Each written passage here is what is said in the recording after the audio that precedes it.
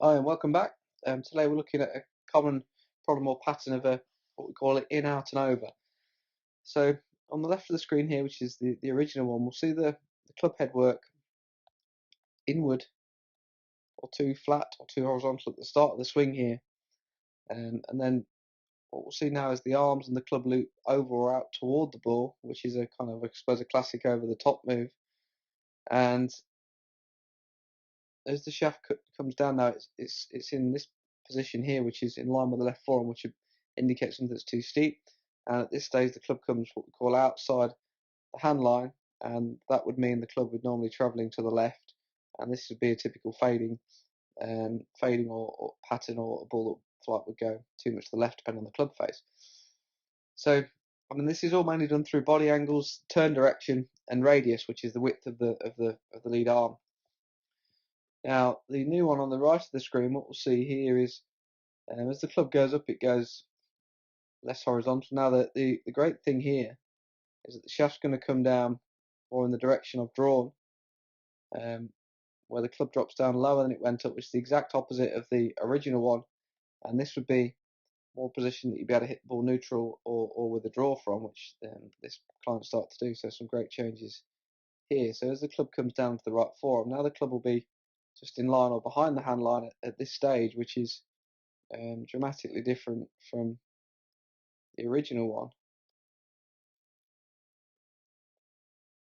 Now with the new one here, you start to be able to hit draws with this, as opposed to low kind of fades. So we'll look from the front angle now and show you kind of more how we did that. So from the front here, the key bit really was the lower half initially. So the original one on the left, the feet are quite wide, with effectively the knees and the toes turned in, which is a very much a blocking position with the lower half. So it becomes difficult to move. So at the start of the swing here, we can see the left arm straightening because there's a concept of trying to keep his arms too straight, and then this effectively moves him a long way behind the ball because the arms being very straight or very wide will actually pull you in a certain direction. Particularly when the legs are quite wide or quite blocked, it means that the movement can only really go in this direction, which is where you shift behind the ball, which can be quite inconsistent for ball striking, particularly with irons, because it'd be hard to get the low point to the ball. Now, as he comes down, the left hip clears out the way a lot, which makes the left side very unstable, and that actually throws his arms outward a bit on the way down, and then we can see the left foot lifting off the ground. There's quite a lot of leaning back during the bottom of the swing, which is obviously an effort to stop the club coming into vertical. So the new one, we've switched the leg angles around. This is early swing kind of building stages, so certainly not the finished article yet, but kind of his first real session. So we've dropped the right leg back to preset some of his hip turn or hip depth, which he doesn't get in the original one, and turned this toe out and made the feet narrow as a drill. So from here, we're getting him to stay what we call centered more so with the head, and using the right foot back, that will automatically create some depth or a turn in a different direction to what he's currently got.